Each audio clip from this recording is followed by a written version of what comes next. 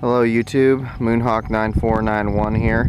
Today we're going to be talking about trim, how it works, what it is, and how it affects the performance of your boat. And I'm going to go into as much detail as possible, so forgive me if I go over stuff that's really obvious to some of you. Basically, trim is basically adjusts the angle of your outdrive, and you want to adjust it because different situations it needs to be in a certain way. Basically, how you adjust your trim is there's going to be an up and down button on your throttle, which is that black stick right there. I think that's the only real practical way to have the adjustments set up. If there's any other ways to do it, please comment and let me know, because I'm always trying to learn, improve, just, learn as much as you can. But anyways, back to trim. So you make your adjustments up at the front of the boat on the throttle. Now, it's going to have up and down. Down all the way is going to put your outdrive at an angle like that. Okay? Up is going to do the opposite. It's going to put your outdrive at an angle like that.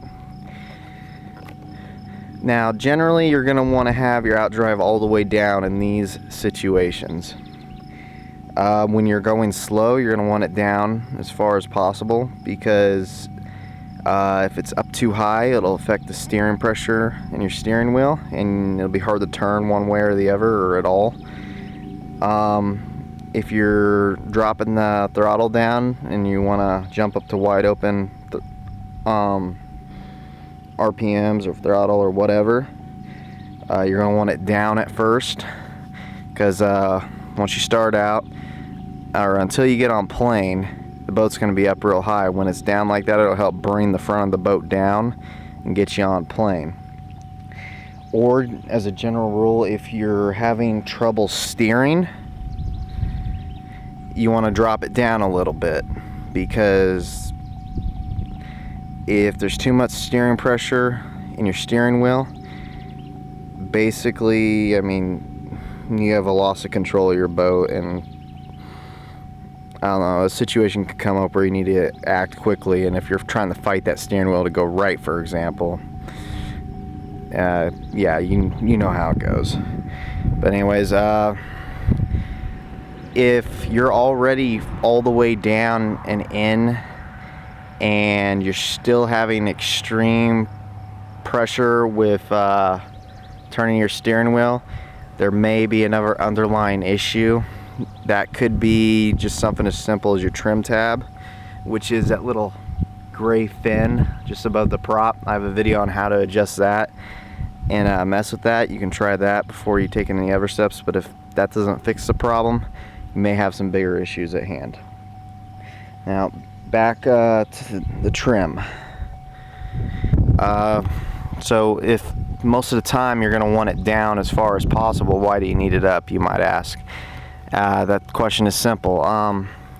Once you're on plane and underway, like I said, you need to make minute adjustments, and you'll get a feel for your boat as you get used to it.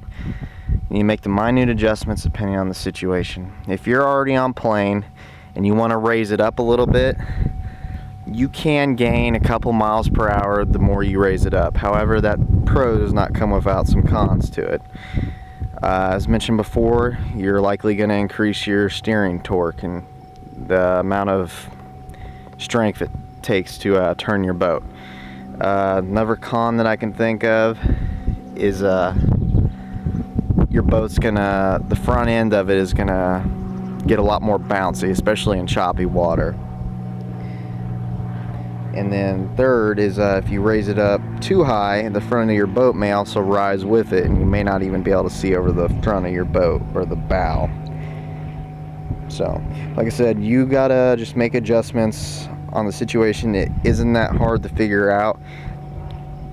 Again, I am kind of self-taught, and honestly, you just gotta play with it. Don't be afraid of these things. It's a machine just like anything else. Especially, this applies to boats in particular. You can be kind of rough with them. They're built to withstand the elements. especially if all these water cool ones. But yeah, that's pretty much it in terms of adjusting your trim on your boat. If I missed anything, if you have any questions, please feel free to ask it. I generally keep up on my YouTube as much as I can. I'm happy to help. So any questions, just shoot away. And I also have a bunch more how-to videos on things you might be interested in for your boat. So subscribe would be nice. I'd appreciate it. So all right, take it easy. Hope all of you had a good 4th of July weekend, and I'm out.